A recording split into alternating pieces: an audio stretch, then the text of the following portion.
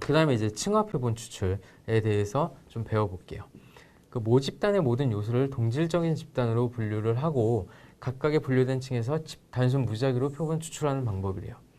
이 전체 집단이 이렇게 있다고 봐요. 그러면은 뭐 이렇게 있을 거고, 그리고 그 성격이 이 표본의 성격들이 뭐 이런 식으로 있다고 하면 이거를 동질적인 층으로 이렇게 묶어요.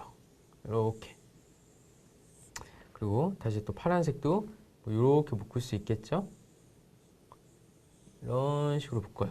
그러면 이제 집단이 두 개가 나오는 거잖아요. 여기에서 단순 무작위 추출을 하는 방법이에요. 그게 바로 층화표본 추출입니다. 그러면은 여러분들 지금 이 의미가 정확하게 무슨 얘기인지 이해가 되시죠? 집단 내 동질적이라는 거는 이 집단 안에서는 동질적이잖아요. 표본의 특징들이. 대신에 집단 간은 이질적이에요. 여긴 노란색이고 여긴 파란색이죠? 이 집단하고 이 집단의 어떤 차이라는 건 분명히 있기 때문에 집단 내 동질적, 집단 간 이질적이라는 건 이렇게 그림으로 한번 이해를 해 보시면 될 것 같습니다. 네, 그리고 모집단을 두 개 이상의 상호 배타적인 계층으로 제가 조금 아까 나눴죠? 그렇게 계층으로 분리한 후에 계층으로부터 단순 무작위 방법, 이게 되게 중요해요. 이 계층으로 기껏 분류 잘해 놓고 여기에서 막 그 조사자가 난 이거 뽑을래, 난 이거 뽑을래 이런 식으로 막 자기적으로 뽑으면 안 된다고요.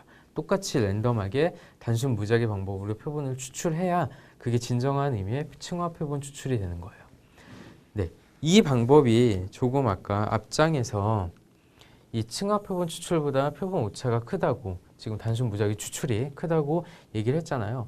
이 왜 그러냐면 단순 무작위 추출에서는 이 유닛들이 다 있는데 이 층이 구분이 안 돼 있기 때문에 우리는 단순 무작위 추출을 했다고 하지만, 그래서 모든 확률이 동일하다고 해서 뽑긴 했지만 실제 뽑아놓고 보니까 아까 이게 다 같은 특징을 가지고 있는 샘플들이 추출이 된 거예요. 그럼 사실 우리는 모르지만 실제 표본 오차는 더 커져 있는 거잖아요.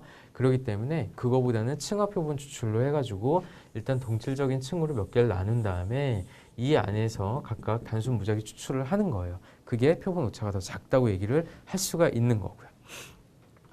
그리고 이제 장점에 대해서 살펴보면요. 골고루 계층마다 이제 골고루 추출되기 때문에 대표성은 여전히 보장이 되겠죠. 그리고 모집단의 대표성이 보장된다는 거는 확률 표본 추출에서 다 동일한 의미로 들어가 있기 때문에요. 뭐가 좀 더 강약은 있겠죠. 강약은 있겠지만 일단 모집단의 대표성이 부여되는 건 다 동일하다라고 보시면 될 것 같고요. 그리고 이제 층별로 구성을 하잖아요. 그래서 그 모집단을 형성하는 모든 구성 요소를 포함시킬 수 있다. 아까 보셨죠? 제가 막 노란색으로도 하고 파란색으로 했는데 그거 같은 경우는 이제 집단이 특징이 두 가지로 딱 나눠지는 거고, 뭐 설령 이게 이런 식으로 나눠지더라도 우리는 이 층을 가지고서 다 층마다 표본을 추출할 거기 때문에 모집단의 모든 특징을 다 보유하게 되는 거죠. 가장 어떻게 보면 이상적인 방법이에요. 그리고 이제 층화 표출을 통해서 시간 비용을 줄일 수 있다고 하는데 이건 되게 상대적인 개념이에요. 어떻게 보면은 얘는 이거 나누고 있는 이 시간이 엄청나게 오래 걸릴 수 있거든요. 물론 나눈 다음에 뽑는 거야 시간이 별로 안 들겠죠. 근데 역시 이걸 하려면 단점으로 이제 제가 설명을 드리겠지만 정확한 사전 정보를 갖고 있어야 돼요. 이 모집단에 대한 정확한 정보가 없으면은 정보가 없는데 무슨 층을 나누겠어요. 층을 어떻게 나눠요? 그러니까 대충 겐또로 나누는 것도 한계가 있는 거잖아요. 그렇기 때문에 각 층의 모집단에 대한 정확한 정보, 그리고 각 층에 대한 정확한 정보를 다 가지고 있어야 돼요. 그리고 층화가 너무 복잡할 경우에는 표본 오차가 커질 수가 있고요. 그리고 층을 명확히 하지 않으면요, 불필요한 층화 추출로 인해 시간과 비용의 소모가 비교적 크다는 게 제가 조금 아까 말씀드린 것처럼 좀 상대적인 거다라고 말씀을 드린 거예요. 층이 막 중복이 되어 있어요. 그러니까 이렇게 딱 그 무자르듯이 모든 층이 딱 구분이 되면 제일 베스트겠지만 어디 세상 사회 현상이라는 게 그럴 수가 없잖아요. 약간 모호한 경우에는 2층에도 가고 2층에도 가고, 근데 그럴 때는 그러면은 이걸 어떻게 추출해야 되지? 이런 고민이 생길 수가 있는 거잖아요. 그런 부분들을 좀 고려해서 추출을 해야 되는 거고요. 그리고 이 종류에는 세 가지가 있대요. 세 가지가 있는데 그게 뭐냐? 비례층화 표본 추출이 있고요. 그리고 이제 비비례층화 표본 추출이 있고 최적 분할, 비비례층화가 있어요. 가중표본 추출이라고도 얘기를 하는데 읽어보시면 이해가 그냥 다 되실 거예요. 그래서 층이 나눠져 있는 거는 다 동일해요. 어차피 층화표본 추출 안에서의 종류인 거니까 당연히 그렇겠죠. 근데 층마다 크기는 다를 거예요. 어떤 층은 이만하고 어떤 층은 이만하고 또 어떤 층은 이만할 수도 있는 거잖아요.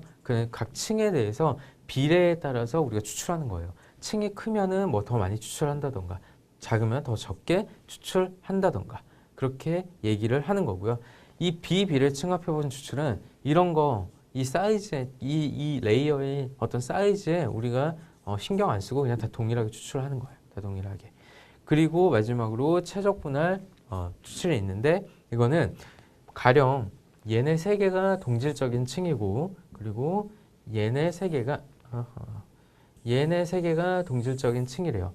그러면은 동질적인 층에서는 약간 뭐 적은 수의 표본을 추출하고 좀 약간 이질적인 층에서는 약간 좀 많이 추출을 하고 이런 식으로 구성을 하면 왜 이렇게 하면 적은 표본 크기로 구성이 가능한 거거든요. 표본을 추출한다는 게 생각보다 그렇게 쉽지가 않아요. 이제 우리가 현실 세계에서 이걸 추출한다는 게 그렇기 때문에 어떻게 보면 최적의 그 표본을 추출하는 게 또 되게 중요하잖아요. 그럴 때 이제 좀 쓰이는 개념이라고 생각을 해두시면 좋을 것 같습니다.